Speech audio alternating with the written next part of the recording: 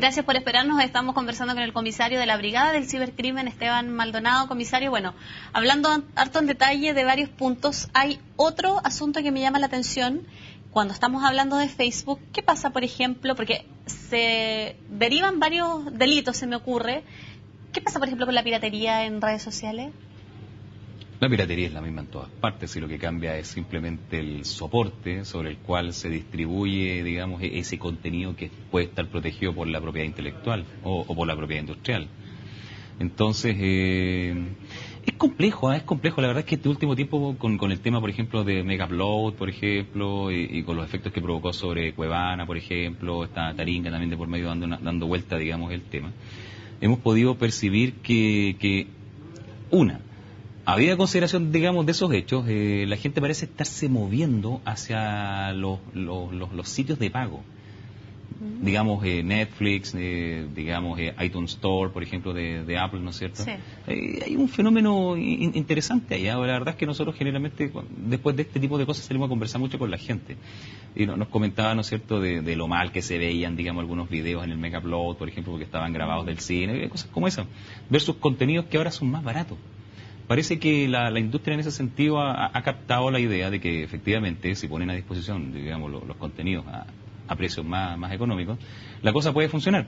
Y parece que sí, la verdad es que en el mundo, por ejemplo, de la descarga de música, el año pasado, digamos, alcanzó una cifra, digamos, récord para la venta de música a través de Internet que superó los $5.000 millones. Entonces, da la impresión de que en ese aspecto la cosa se está digamos, moviendo hacia otro espacio, considerando, ¿no es cierto?, que gran cantidad de los servidores que disponían contenido están ubicados en Estados Unidos y otros, digamos, en Europa, en sectores donde pueden ser fácilmente alcanzados por resoluciones judiciales. Entonces, dentro de ese análisis, es posible pensar que la cosa se tendría que entrar a ordenar. Un poco lo que pasó con la Bahía del Pirata hace un tiempo, digamos, que fue demandada, ¿no es cierto?, por la industria audiovisual norteamericana, básicamente por los productores de películas. Entonces, hay un tema que es interesante, digamos, de repente, en el cual se podría, ¿no es cierto?, hacer un análisis bastante más profundo. Hoy día en Chile el traspaso, publicación, uso de ciertos elementos que tengan propiedad, derechos de autor, propiedad intelectual y todo, ¿son materia de delito en el ámbito específico del cibercrimen? Bueno, la Policía de Investigaciones de Chile tiene una unidad que está dedicada especialmente a combatir ese tipo de delito, que es la Brigada de la Propiedad Intelectual, que también depende de la Jefatura Nacional de Delitos Económicos. Se entiende, ¿no es cierto?, cuál es el efecto que produce, digamos, el tema. Pero como te decía, hoy día, digamos, el tema de la piratería en Chile fundamentalmente tiene que ver con soportes de tipo físico.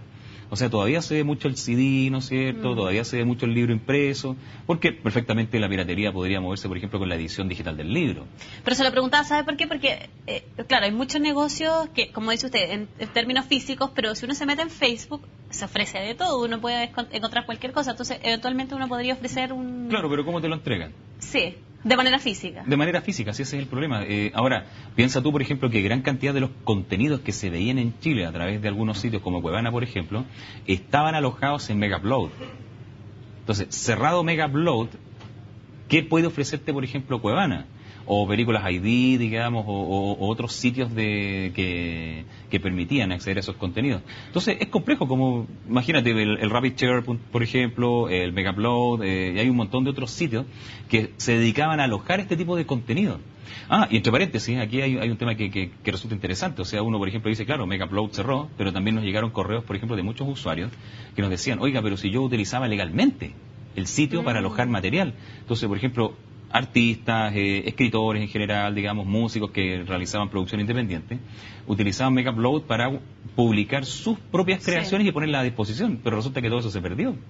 Hay un tema interesante, ¿eh? Si lo que pasa es que, mira, piensa tú, las redes sociales, la Internet, por ejemplo, en general, vamos a hablar en términos más técnicos, ¿cierto?, de las redes de datos, de alguna forma se han convertido en una suerte de representación de la realidad. O sea, nuestra propia existencia física hoy día se está volcando hacia la Internet, hacia las redes sociales.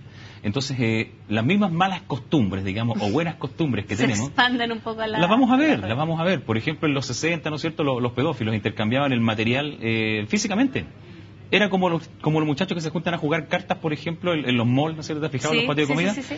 Y antes lo hacían así. Hoy día lo hacen digitalmente.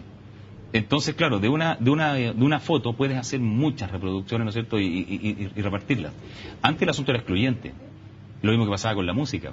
Antes, por ejemplo, si tú comprabas un CD, el hecho de que tú lo compraras, sacaba ese CD del mercado, ¿no es cierto? Y ya había una persona que no podía comprarlo porque tú lo habías comprado. Eso se llama exclusión dentro, digamos, de la teoría. Claro, el hecho de que tú consumieras un CD o un cassette, digamos, se me cayó el carnet, la verdad. Yo soy de los años 80, así que no tengo problema, la verdad es que usábamos mucho cassette.